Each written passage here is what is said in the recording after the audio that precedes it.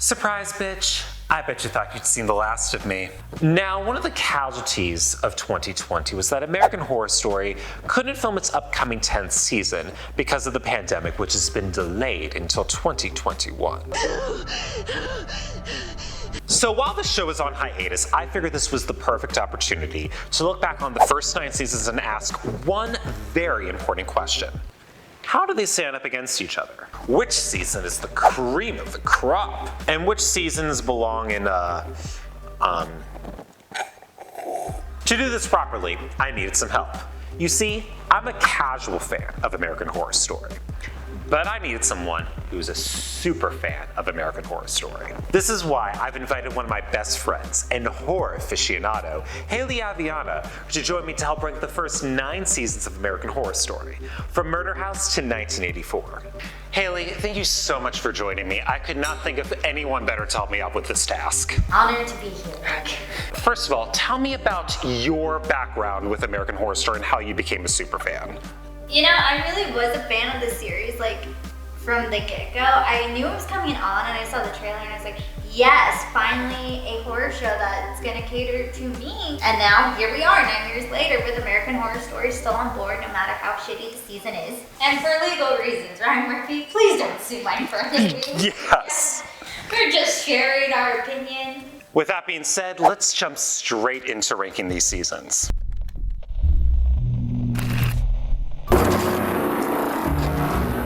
Let's start with the most recent season, 1984. I didn't hate it, but I did love it. It's kind of like my ex. You hated it at the beginning. Again, it's like my ex-boyfriend.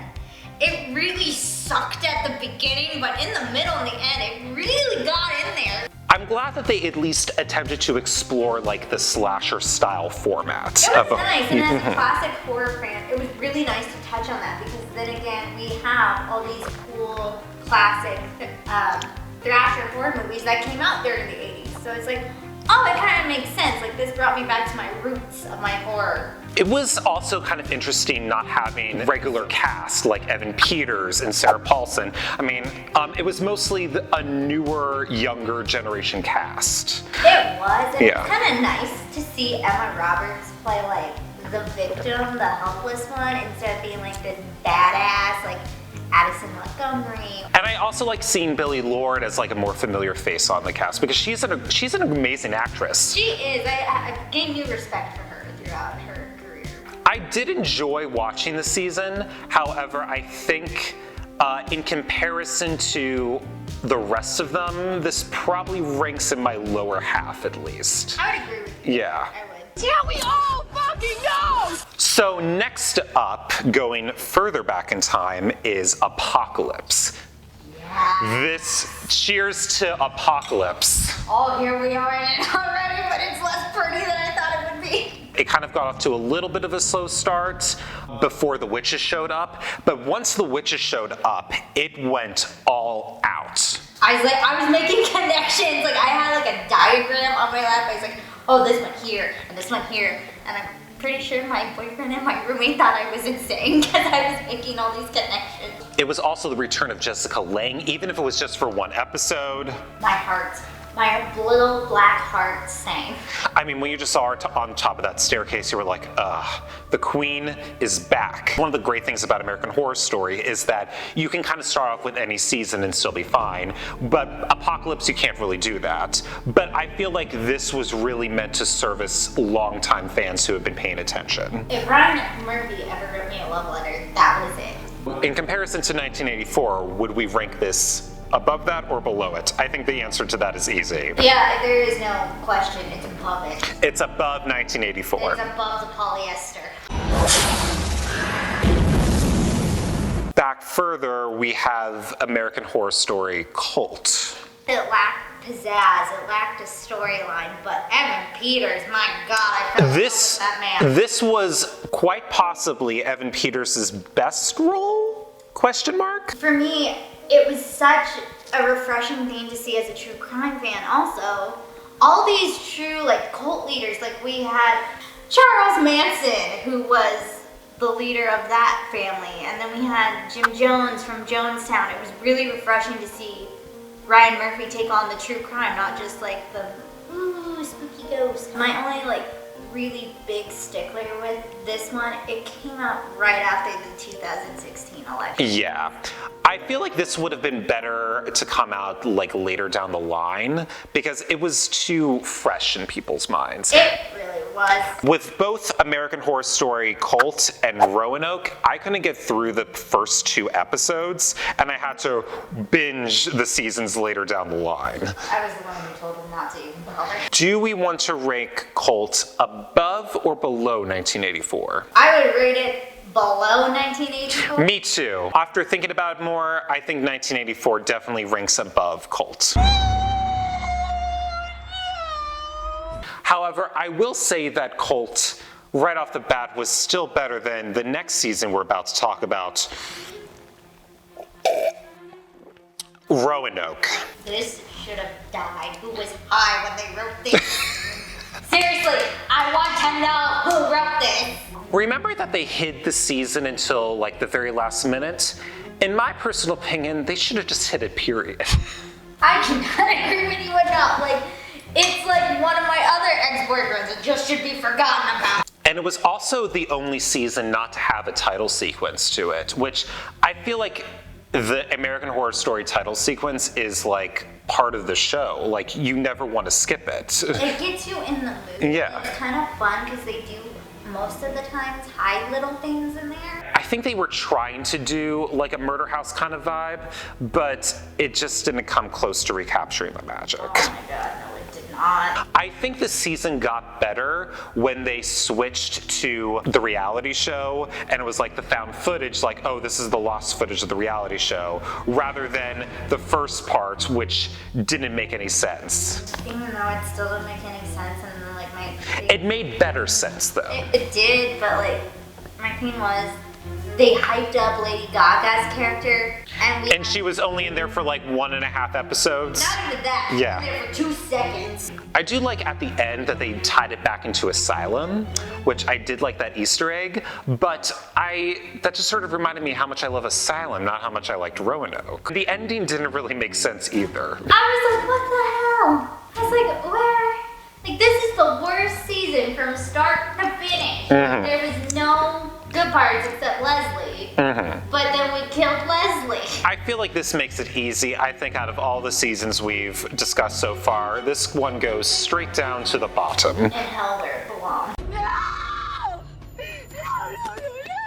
A season that I feel like might not be the best story-wise, but definitely has a lot of rewatch value is Hotel. For me, I want to personally thank Ryan Murphy for this, but that was like a love letter to me personally, because this was the season that got me through a really tough breakup. I know. And it was really kind of the only thing that held me together. My favorite line from this entire season is, "Goddesses don't speak in whispers, they scream." Yes, cheers to that line. That was something I needed to hear at that moment. Yes. I feel like the Hotel Cortez was so well done. It looked beautiful. It was exactly what you would think of when you would think of an old 1920s style hotel that is haunted. Again, I could live there. This was also the first season without Jessica Lange, and I feel like it was trying to like get its footing back a little bit. I mean, even though they had Gaga as the new leading lady, and she did a beautiful job in this. I mean, every look, she absolutely slayed it. Yeah, I want a lot of those outfits. Yes, and also we can't talk about Lady Gaga's looks without talking about Angela Bassett in this season. She needs to come back more often. We just have to have a really strong female lead. Like, yes. Even though Sarah Paulson is that, she wasn't in this one as much. And again, another great role for Evan Peters as James Patrick March. Oh my god, he really, like, I love him in all of these seasons because he really brings something new to the table. I feel like this season gets a little unnecessary flack because it's actually the worst reviewed on Rotten Tomatoes out of all the seasons. Well, to me, and what that season got me through, it's always gonna be #1 in my hunger. So this is where I think we might have our first disagreement. All right. Because you just said it was your #1, but I would rank this possibly below Apocalypse. Are we gonna have to fight this out? We might have to compromise. I would put it above Apocalypse just because it's so personal to me. Yeah, for me, I'm conflicted because Apocalypse is such a dynamic season, and it's so ambitious. I will compromise with you and put it below Apocalypse just because I see your point. I will say it's like neck and neck with Apocalypse. They're pretty much equal. Brilliant, incredible, amazing, show-stopping, spectacular. So next up, which is a very interesting season, is Freak Show. For me, growing up in a Christian school, I was called a freak, but it kind of droned on for a second. I think the season started off very strong. I think Twisty the Clown really made the season. And you know what? Like, I loved how much hype him and Pennywise the Clown got this year. Yeah, I think Twisty is only second to Pennywise as the most iconic horror clowns. But he's still up there. Like, I feel Yes. like our kids will know Twisty. I feel like where the season falters is that Twisty was killed off like halfway through the I season. really want to know, why was he killed? He was the best character. He really made me want to keep watching it, and then he was killed off halfway, and I was like, oh. I feel like this had some of the best acting out of all the seasons. I loved it that it wasn't like a new cast, but it was like a somewhat new cast. I mean, again, everyone I think did so phenomenal because everyone knew this was Jessica's Lange final goodbye. Yeah, this was her last hurrah. I mean, Sarah Paulson killed it. Playing a conjoined, both parts as a conjoined twin, that took skill. Speaking of full circle moments, we have my little favorite love bug is Pepper. Oh yeah, because we finally got Pepper's backstory. In the first 3 seasons, there was little Easter eggs here and there about how they might all be connected. This was the first time when we went back to the Asylum, which was incredible to see. I cried at her thing, and I was like, this poor thing has been through hell. I also feel like Finn Whitlock's character was pretty good. This was the first time we saw him. Yes. And I had seen him in a few roles here and there before, but... I loved him in The Normal Heart, but my God, he blew that right out the water. I also have kind of mixed feelings about the musical numbers because they chose musical numbers that were out of place for that era, but they were supposed to be in that era. I agree with you on this. Yeah. We have David Bowie. David Bowie in the 50s. He wasn't there yet. Okay, I feel like we should put Freak Show below Hotel because it's still better than Cult, it's still better than 1984, it's still better than Roanoke. Oh my God, anything's better than Roanoke. Now I feel like we're coming to an extremely exciting season with Coven. Yes. Cheers to Coven. This was epic for me. This season is so iconic. It really is. Again, I love the setting of New Orleans because that makes so much sense for this season. Even though it wasn't costumey like Hotel or I would say it was still costumey. I like the witching vibes. You're giving me very witch vibes today too. But it was modern. It was very modern and looked great. And of course, we had the battle between the witches and Voodoo. Sarah Paulson, again, very strong female character. Yes. He's proving himself in season over season. Angela Bassett made her debut this season. She knocked it out. We keep on saying that we want Jessica Lange to come back. We need Angela Bassett to come back. She was the goddess in this season. Yeah. Yes, we had 3 very dominant females. Kathy Bates made her debut this season. Oh my God, when I heard Kathy Bates I was like, this could go one of 2 ways. This could be really bad, or this could be really good. And it was really good. I was like, yes, and this kind of reminded me, again, being the horror lover that I am, I was like, she brought the Misery vibes. The deaths kind of lost their luster after a while because everybody just kept on being brought back. You know, I would have to agree with you because normally it's oh my God, they died. But then this season it's Sometimes multiple times. Like, Evan Peters' character died at least twice. We keep on talking about iconic moments for Evan Peters. I feel like this was not his shiniest moment because he just grunted half the season. You know, it was kind of disappointing after Asylum. I'm very conflicted about how Sarah Paulson became the Supreme because Zoe, it seemed like she was logically going to be the Supreme, but then Sarah Paulson ended up becoming the Supreme at the last second. I disagree with you. Oh, okay. I think Misty Day. Misty Day, okay. You've convinced me. Misty Day. My God, she pulled it out of the park with Misty Day. And then we had our first celebrity appearance. I remember hearing rumors it was either going to be Stevie Nicks or Marilyn Manson. All they had to say were those two names, and I was. Well, I love that Stevie Nicks showed up. There's always this running joke that she's like secretly a witch, and I'm glad that like she kind of leaned into that a little bit. I loved her musical number. Me too. It was like, yes, this is what we needed. I just love this season. It has such good rewatch value. It really does. It really, truly does. Again, it's one of those seasons I could pop on during anything and just get captivated all over again. I would put this above Apocalypse because Apocalypse wouldn't be good if a Coven wasn't good also. Exactly, and I think that's why they made such a great decision about putting this one in that mix with Apocalypse. Again, thank God they skipped Roanoke. Surprise, bitch. I mean, like, we're both dressed really well, but I almost feel underdressed to talk about this next season. I do too. Asylum. This is personally my favorite season because this is the season that I fell in love with this series. The teasers for this one just sucked me in.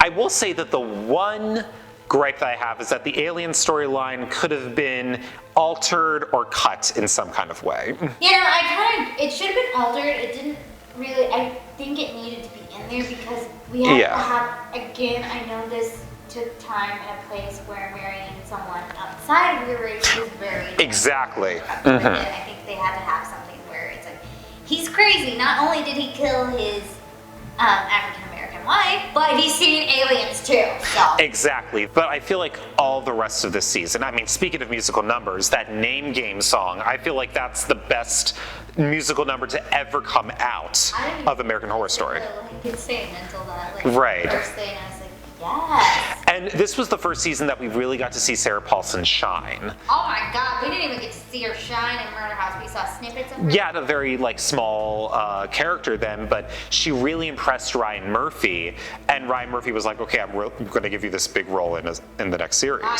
God, did she knock that out. And that's why she keeps on coming back. Yep, like again, 1984 could have used her. I mean, the setting of Briarcliff Manor was just... It was so scary, so crazy. I mean, that exorcist scene was possibly one of the scariest moments throughout the entire series. It was, and literally... I mean, personally, like, blood and gore doesn't creep me out as much, but if you get, like, the devil involved, that scares the crap out of me. Again, they kept so true to this timeline of, yes, the Catholic Church did run a number of these asylums. Yes, there was Nazis hidden in plain sight. And yes, like, hell, we don't know what kind of experiments went on in some of these real asylums. I think Jessica Lange's character had the perfect full circle arc here. I mean, she started off and then she had to sort of face what she had done in the system that she helped create, and then she had a great redemption at the end, which I really appreciated. Again, yes, like there was not, for the second season, this was one of the strongest seasons. And Bloody Face. But I mean, here's the deal. I dressed up on him for Halloween last year. Insert photos here. It was good. I loved it. I got really excited. Yes. And from the beginning of his arc to the end of his arc at the very end where Sarah Paulson's character kills her own son, I mean, that was just like the perfect way to like end this season. It was a beautiful full circle. Yeah. I couldn't. It was shocking, but it was so satisfying. It was. I think we have a pretty good idea where we want to put this. We want to rocket the season right up to the tippy top. This was easy, just like Roanoke. That one's at the bottom, this one's at the top. Let's look at this, Ryan Murphy. All right, so now we're finally at the season that started it all. American Horror Story, or as it's now called, Murder House. Yes. I mean, without the success of this season, we wouldn't have had any of the other seasons we've talked about. Absolutely not. Like, it was such a great first season. Like, there was no slow start, there was no slow middle. It was a beautifully flowing first season. I would say that out of all the seasons, this probably had the most cohesive story. In fact, this is the season that most other seasons go back to. There's a reason why Apocalypse pulls from this season, because it's really the anchor that holds the whole series together. It really is, and there couldn't have been a better way to begin this series. I mean, of course, like, we have a family in chaos trying to just rebuild their lives. They choose a really cool house, but it's haunted, and this is the reason why I always ask my realtor now, has anyone died in the house? Exactly. I think Violet's storyline was especially interesting because finding out that she killed herself was, I mean, there were signs and you kind of knew it, but it was still incredibly shocking.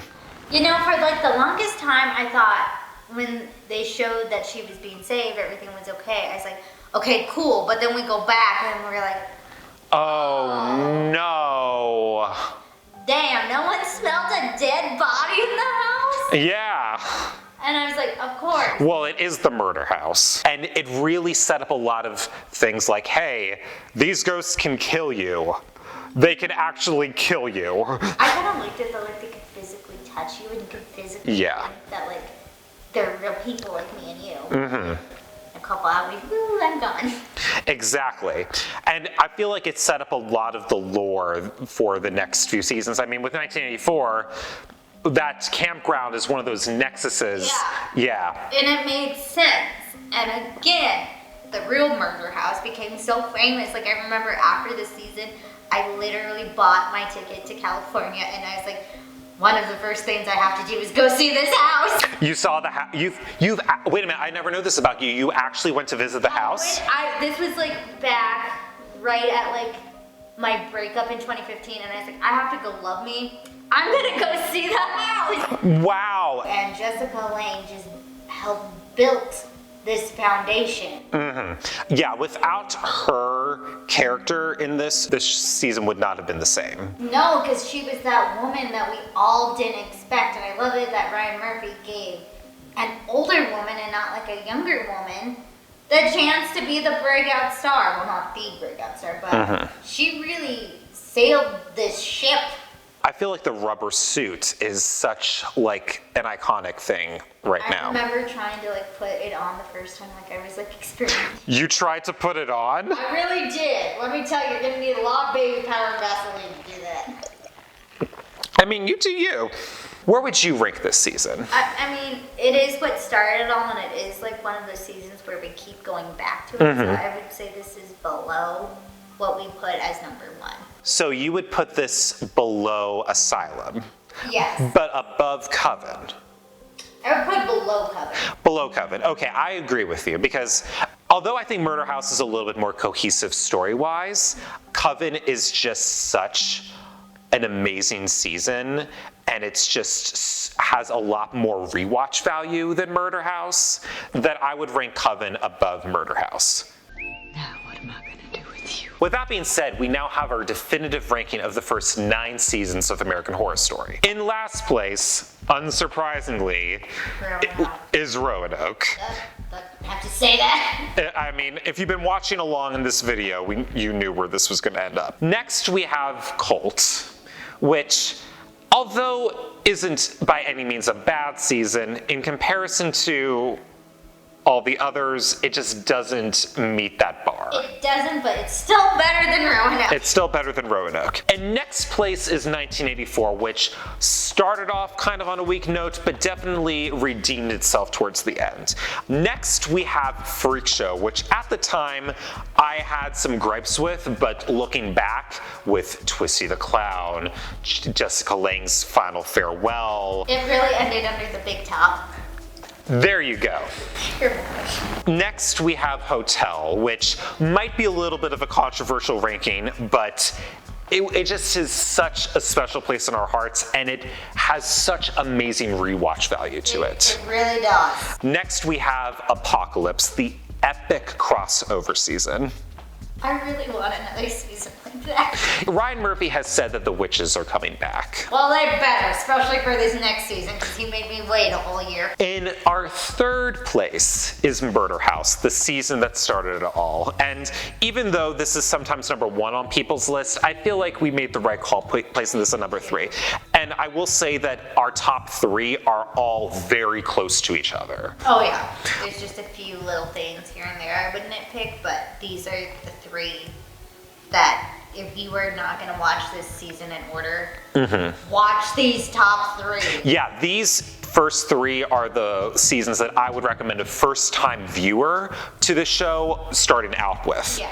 Next we have Coven, which, I don't know, I just can't get enough of rewatching this I one. don't think anyone can, because this is the one that people still dress up as, still like hold, Exhibit A.